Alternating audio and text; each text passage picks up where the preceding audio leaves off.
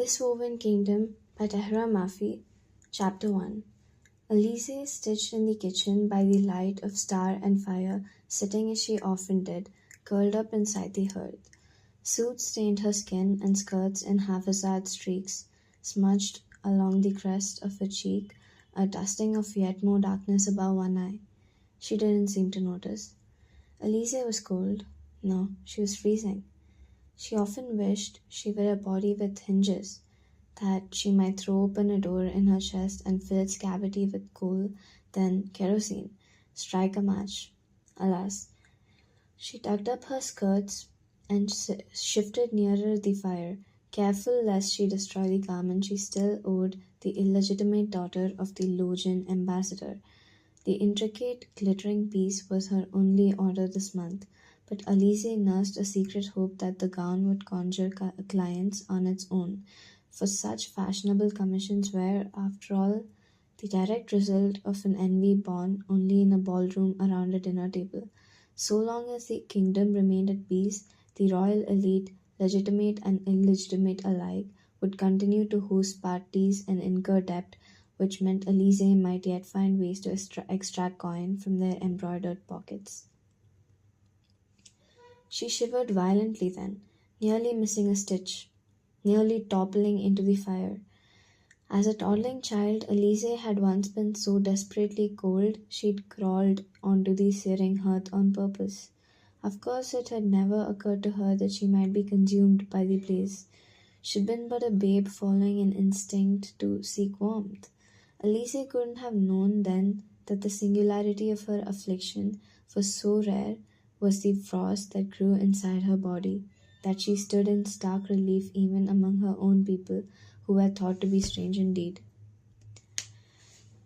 A miracle, then, that the fire had only disintegrated her clothes and clogged the small house with a smoke that singed her eyes.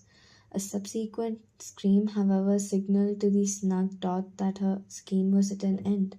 Frustrated by a body that would not warm, she'd wept frigid tears as she was collected from the frames, her mother sustaining terrible burns in the process, the scars of which Elise would study for years to come. Her eyes, the trembling woman had cried to her husband, who'd come running at the sounds of distress. "See what's happened to her eyes. They will kill her for this." Elise rubbed her eyes now and coughed. Surely she'd been too young to remember the precise words her parents had spoken. No doubt Elise's was a memory merely of a story often repeated, once so thoroughly worn into her mind, she only imagined she could recall her mother's voice. She swallowed. Soot had stuck in her throat. Her fingers had gone numb. Exhausted, she exhaled her worries into the hearth, the action disturbing to life another flurry of soot.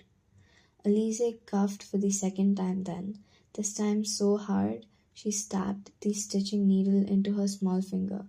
She absorbed the shock of pain with preternatural calm, carefully dislodging the bit before inspecting the injury. The puncture was deep. Slowly, almost one at a time, her fingers closed around the gown still clutched in her hand, the finest silk stanching the trickle of her blood. After a few moments, during which she stared blankly up into the chimney for the 16th time that night, she released the gown, cut the thread with her teeth, and tossed the gem-encrusted novelty onto a nearby chair. Never fear, Elise knew her blood would not stain. Still, it was a good excuse to see defeat, to set aside the gown. She appraised it now, sprawled as it was across the seat. The bodice had collapsed, bowing over the skirt much like a child might slump in a chair.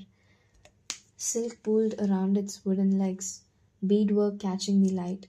A weak breeze rattled a poorly latched window and a single candle blew out, taking with it the remaining composure of the commission. The gown slid farther down the chair, one heavy sleeve releasing itself with a hush, its glittering cuff grazing the sooty floor. Elise sighed. This gown, like all the others, was far from beautiful. She thought the design trite, the construction only passably good.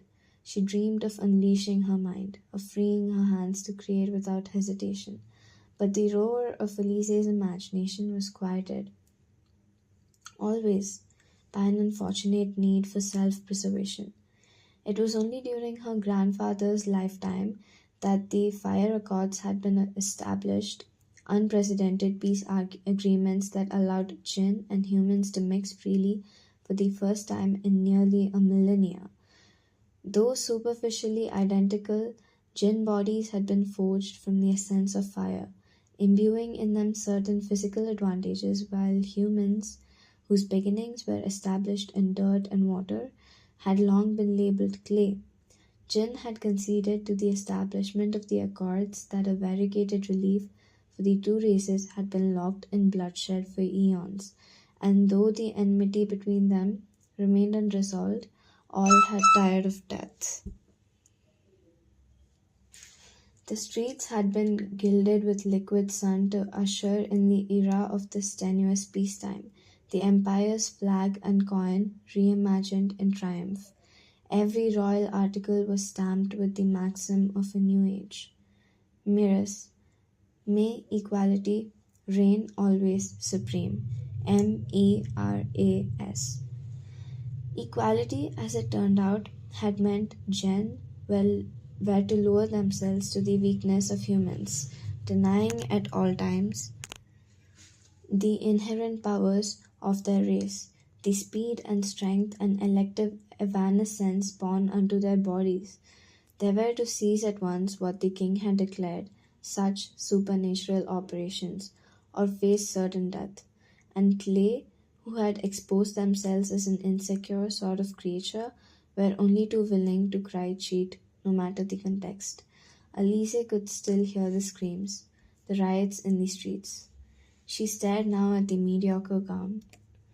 Always she struggled not to design an article too exquisite, for extraordinary work came under harsher scrutiny, and was only too quickly denounced as the result of a preternatural trick.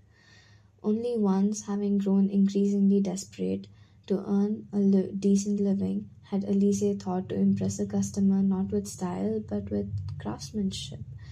Not only was the quality of her work many orders of magnitude higher than that of the local modiste, but Elise could fashion an elegant morning gown in a quarter of the time, and had been willing to charge half as much. The oversight had sent her to the gallows. It had not been the happy customer, but the rival dressmaker who'd reported Elise to the magistrates.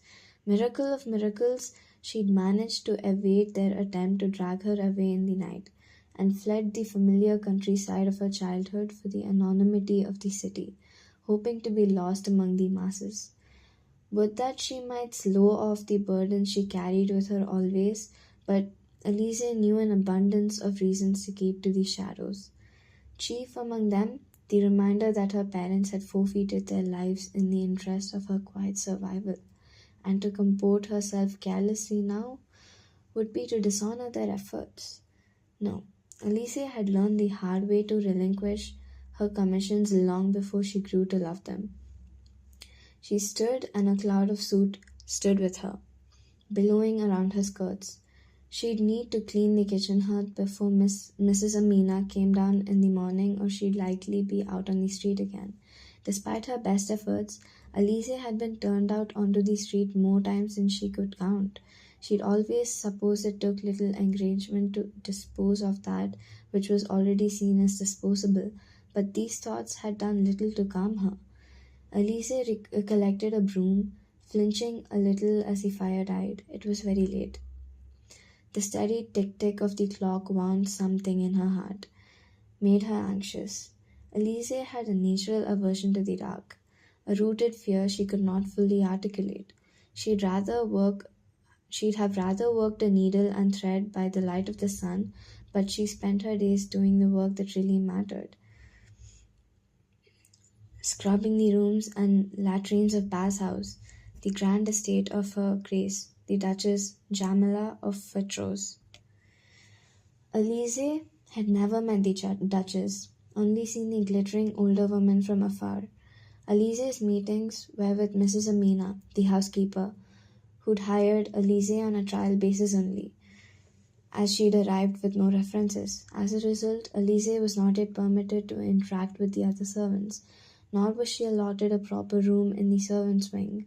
Instead, she'd been given a rotting closet in the attic, wherein she discovered a cot, its moth-eaten mattress, and half a candle. Elise had lain awake in her narrow bed that first night, so overcome she could hardly breathe. She minded neither the rotting attic nor its moth-eaten mattress, for Elise knew herself to be in possession of great fortune. That any grand house was willing to employ a jinn was shocking enough, but that she'd been given a room, a respite from the winter streets. True, Elise had found stretches of work since her parents' death, and often she'd been granted leave to sleep indoors or in the hayloft, but never had she been given a space of her own. This was the first time in years she had privacy, a door she might close, and Elise had felt so thoroughly saturated with happiness she feared she might sink through the floor. Her body shook as she stared up at the wooden beams that night, at the thicket of cobwebs that crowded her head.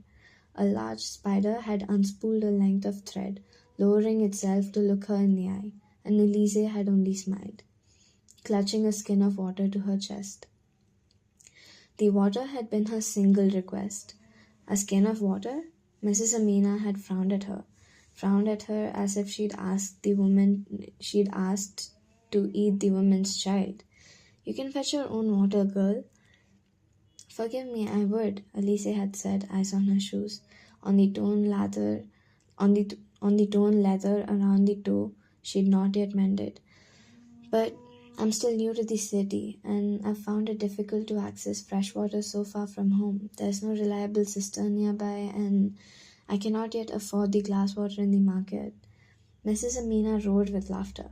Elise went silent, heat rising up her neck. She did not know why the women laughed at her. "Can you read, child?" Elise looked up without meaning to, registering the familiar fearful gasp before she'd even locked eyes with the women. Mrs. Amina stepped back, lost her smile. "Yes," said Elise, "I can read." "Then you must try to forget." Elise started. "I beg your pardon?" "Don't be daft." Mrs. Amina's eyes narrowed. "No one wants a servant who can read. You ruin your own prospects with that tongue. Where did you say we're from?" Elise had frozen solid. She couldn't tell whether this woman was being cruel or kind. It was the first time anyone had suggested her intelligence might present a problem to the position, and Elise wondered whether it wasn't true. Perhaps it had been her head, too full as it was, that kept landing her in the street. Perhaps if she was careful, she might finally manage to keep a position for longer than a few weeks. No doubt she could feign stupidity in exchange for safety. "I'm from the north, ma'am," she said quietly. "Your accent isn't northern." Elise nearly admitted aloud that she'd been raised in relative isolation, that she'd learned to speak as her tutors had taught her. But then she remembered herself, remembered her station, and said nothing. "As I suspected," Mrs. Amina had said into the silence. "Rid yourself of that ridiculous accent. You sound like an idiot, pretending to be some kind of toff. Better yet, say nothing at all. If you can manage that, you may prove useful to me. I've heard your kind don't tire out so easily, and I expect your work to satisfy such rumors. Else I'll not scruple to toss you back out into the street. Have I made myself clear?" "Yes, ma'am. You may have your skin of water." "Thank you, ma'am." Elise curtsied, turned to go. "And one more thing." Elise turned back. "Yes, ma'am?" "Get yourself a soda as soon as possible. I never want to see your face again."